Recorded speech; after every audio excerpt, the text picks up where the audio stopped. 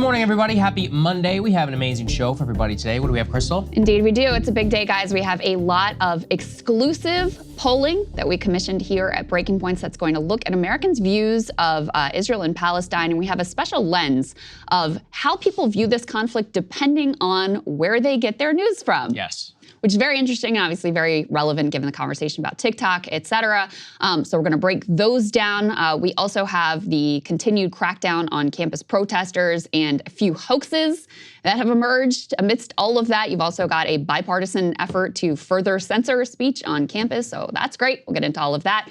Also, incredibly consequential oral arguments at the Supreme Court last week, taking a look at whether Trump should be immune for any official acts during his presidency, and big question marks about what this is going to mean for Jack Smith's January 6th case in particular against Trump. So we'll break that down for you. We also have Trump now taking aim at RFK Jr. after some polls, which we covered here, revealed that perhaps RFK Jr. is taking more votes away from Trump, so he seems like he's a little bit more nervous now, and RFK Jr. also was on with Bill Maher. We'll show you a little bit of that. It appears that the International Criminal Court is set to issue arrest warrants against Bibi Netanyahu and some of his compatriots, the U.S. getting involved there. And we also have some exclusive poll numbers that we can bring you there as well about how Americans feel about Bibi Netanyahu and whether or not they think that he is a war criminal. And lastly, Kristi Noem apparently murdered a puppy. So got to break that down for you as well. She not lying. At least that's literally the case. Yeah. She wrote about it in her book. Yes. Created, I would say, a bipartisan reaction of I would hope so. Utter revulsion. Yeah. And, she was a top contender for Trump VP picks. So seems important. We'll get into that. And I'm taking a look at the horrific spectacle of the White House Correspondents' Dinner over the weekend and the protests that they were met with. Yes, I'm very glad that you're doing that. It's a yearly tradition. We got to go after the White House Correspondents' Dinner. Boy, did they ever deserve it this time. Yeah, I know. Before we get to that, thank you to everybody who supports the show. You guys enable us to be able to do this exclusive polling. Polling is very expensive, and this is just part of exactly the type of things that we want to do. So we have a promo graphic. We can go and put that up there on the screen, and you can sign up at breakingpoints.com to support this.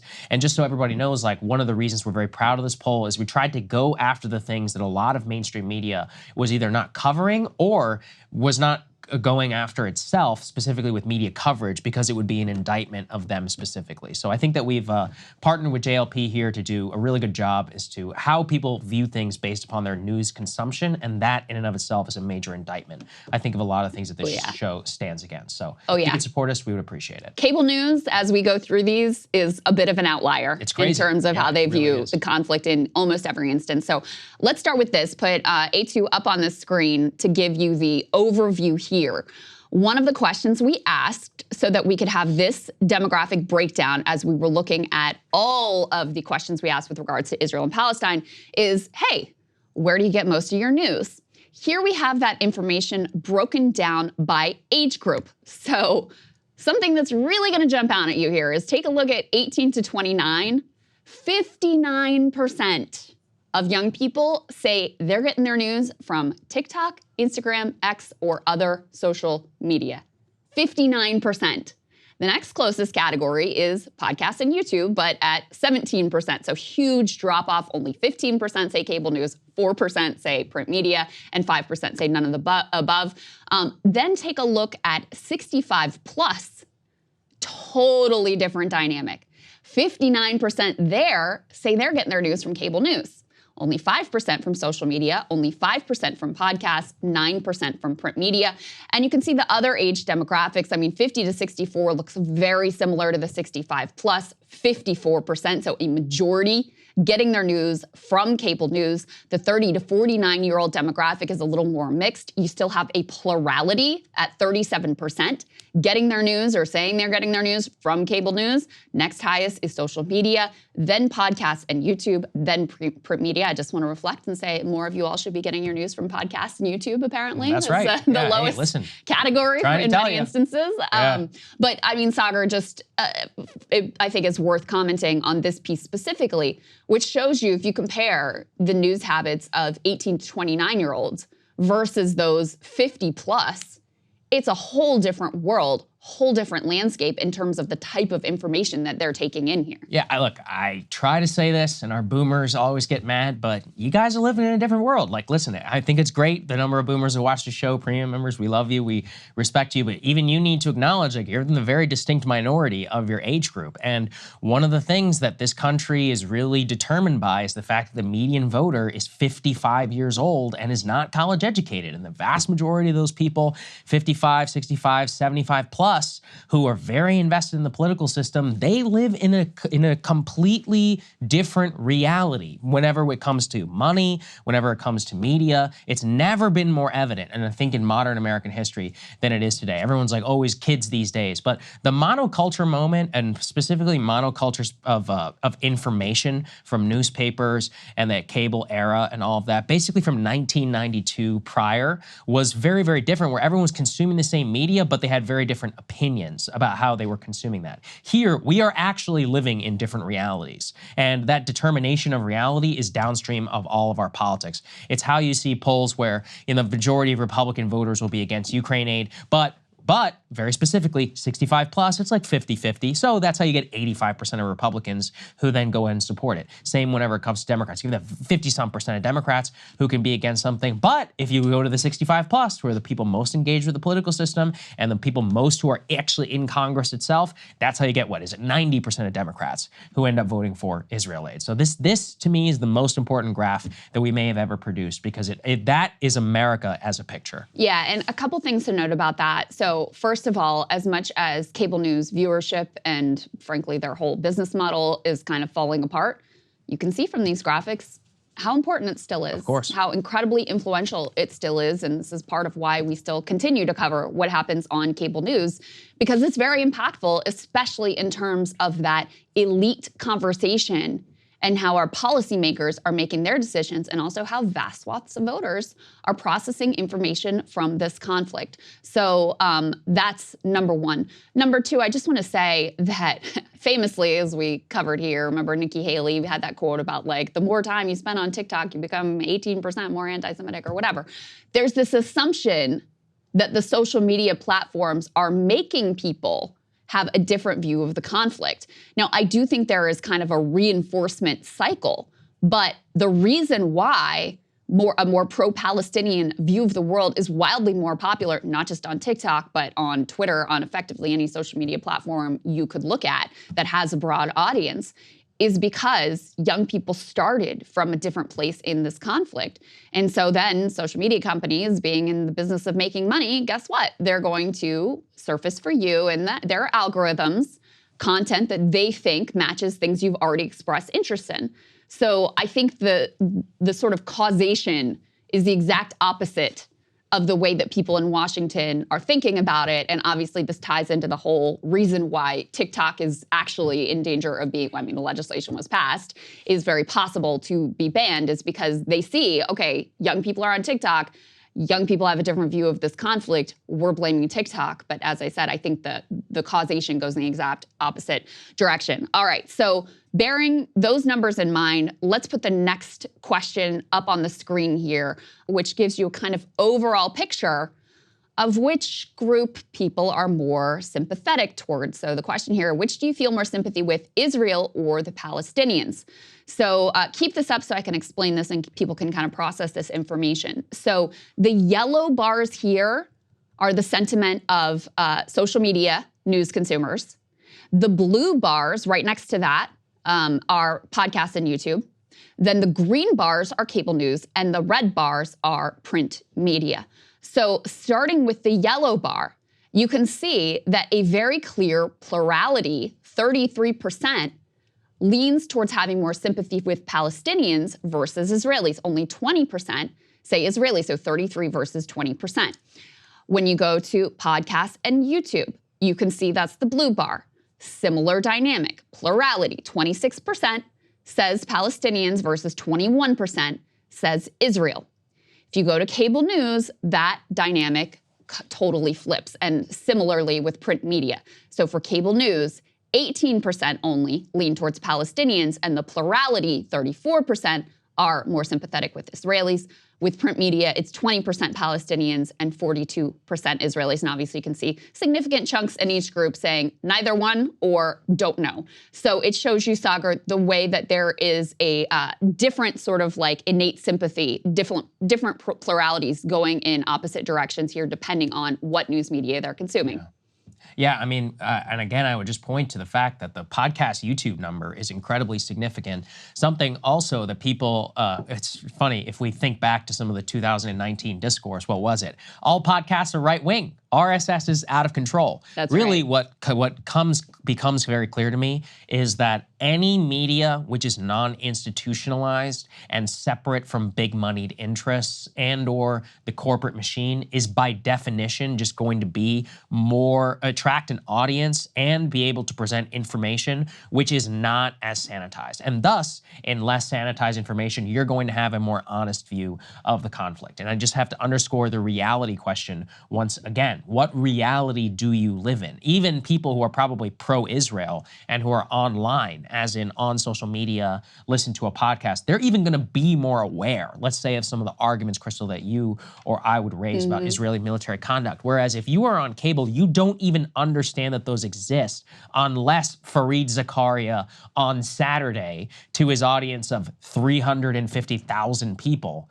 happens to do a 7-minute segment about it. Right. Like, just think about the disconsonance, that has to exist right. there in that reality. That's exactly right. And so, I mean, that's why it's sort of newsworthy when they do a segment that's like the one we covered here. Oh my God, they actually talked about the fact that the IDF is desecrating cemeteries because it's so rare that that type of information about what is going on in this conflict actually breaks through. And of course, we've covered here the analyses from The Intercept and elsewhere about the dramatically more sanitized language that is used. We had that leaked memo from the New York Times saying you shouldn't even say the word Palestine. You shouldn't say the word occupied territories. You shouldn't say the word refugee camps. So that's the bubble and the filter that older Americans in particular are learning about this conflict through. And so you can see, and this is going to be a very consistent theme as we go through these numbers, the way that they're coming to very different conclusions from people who are getting their information, who are seeing the IDF TikToking their war crimes, for example, who are seeing all of those horrors on a daily basis, which is much more readily available on social media, podcasts, YouTube. All right, let's put this next piece up on the screen, very relevant to the college campus conversation. Question here is, has anti-Semitism increased? Okay. You've got a number of options: increased a lot, a little, decreased a little, decreased a lot, stayed the same, and don't know. So let's start at the top and focus in on this line that says, okay, I believe anti-Semitism has increased a lot. You can see a significant divergence between the yellow and blue bars at 18%. Those are your social media and podcast news consumers. And the cable news and print media audience, they say 31 and 35% that it has increased a lot. If you look down at the stayed the same, you have a much different view. You've got actually a similar number across the board that say it's more or less stayed the same. So the big divergence there is in terms of the numbers at the top. So you see significant numbers, even of podcasts and social media consumers who say increased a little or increased a lot. But that increased a lot line stands out as a kind of different view, and obviously the emphasis has been much greater on cable news and print media, and I mean they've just gone all in on smearing anyone who's protesting for a ceasefire as an anti-Semite. So if that's the view of the world you're taking, if you're watching Morning Joe with Jonathan Greenblatt from the ADL saying actually these college campus protesters are all Iranian proxies for Hamas, then you can see how you end up with a little bit of a different emphasis on anti-Semitism than perhaps on other platforms. Absolutely. We see it too in the next one. I actually think this might even be most impactful. If we can put it please up there on the screen. The question here is, has the Israeli military gone?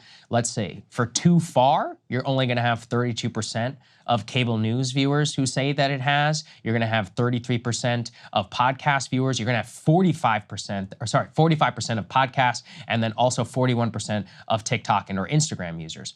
Whereas if you go to the about right number or the not far enough number, you're going to see that it's much larger for print media and for cable news as opposed to the podcast and the TikTok number. Cable news in particular there. Cable news 17% like, right. We need to, it's not far enough. They need to annihilate more. They need to increase. And then even about the about right figure, if you look at print media and cable news, it's just disproportionately so much bigger compared to the podcast and the TikTok users. And again, I just want to say, considering the fact that if you look at the podcasts, the top news podcasts in the country, of which we are on there, it's not just us. It's like Ben Shapiro, Matt Walsh, Candace Owens, Megyn Kelly. It's not like there isn't a huge pro-Israel segment of the population that is not listening to news podcasts.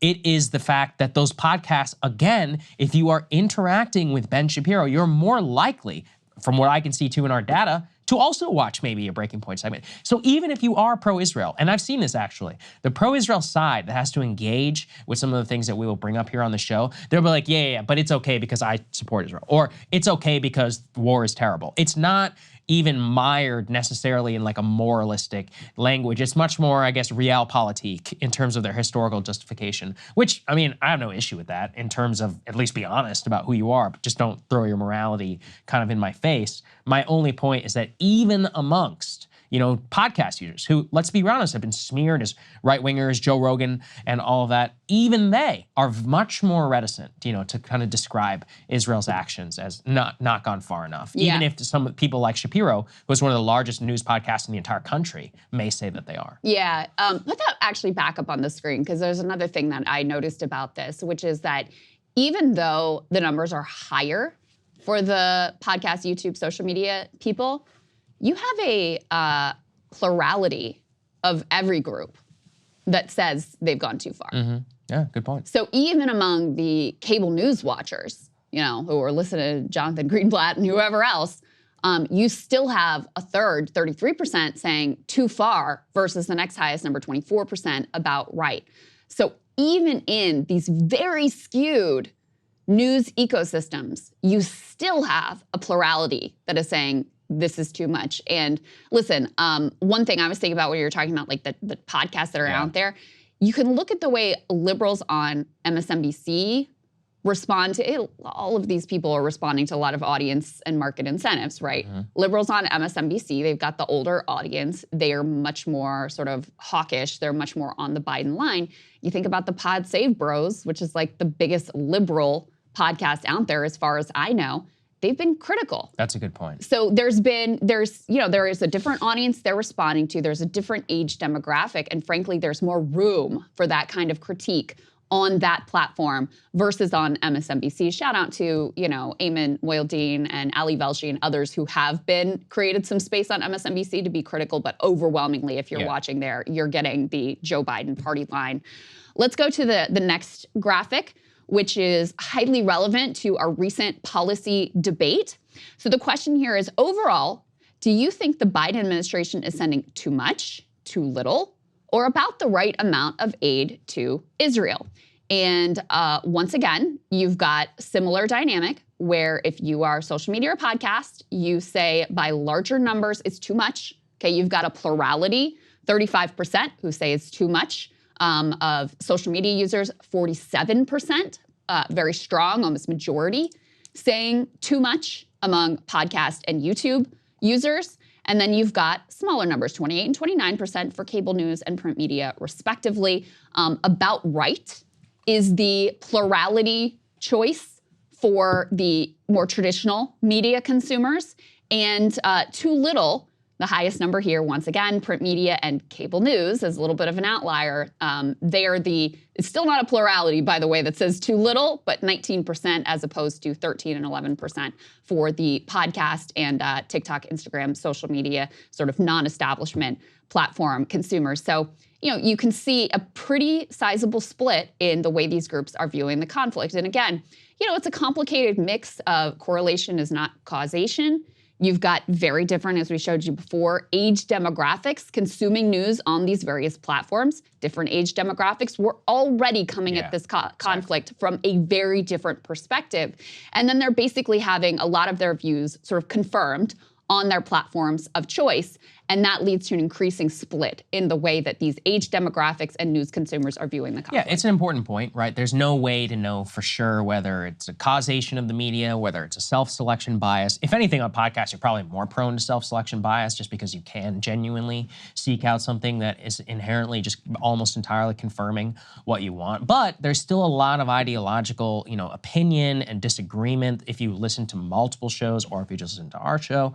And so I think that it opens you up just intellectually in a different way. And again, even too, for all of the talk of social media creates reality bubbles, I think that the biggest reality bubble that exists is the cable news environment, as shown very, very clearly. And I see this all the time in my real life. I'm sure everybody does too. If you have older relatives or older Americans that you speak with, and they ask you, usually they ask you about the dumbest, most inconsequential political event. Be like, did you see Trump said a bloodbath or something? You're like, dude, that was debunked 3 months ago. Yeah. What are you talking about? Yeah. And they're like, well, I saw it on MSNBC. And you're like, at a certain point too, you really want to argue with your in-laws, grandparents? No, you're not doing that. It's I will note though, in terms of that, how much aid should we be sending to Israel? There was no group of news consumers in which the majority or even plurality was like, we're sending too little. So just in terms of the disconnect from our policymakers, with even the most, sort of consent manufactured group of people, which is the people watching cable news, even with them, they're not like, we're sending too little. Their plurality says it's about right. So maybe ease off the gas pedal there, DC lawmakers. Hey guys, if you like that video, go to breakingpoints.com, become a premium subscriber, and help us build the best independent media organization on the planet. That's right. We're subscriber funded. We're building something new. We want to replace these failing mainstream media organizations. So again, to subscribe, it's breakingpoints.com.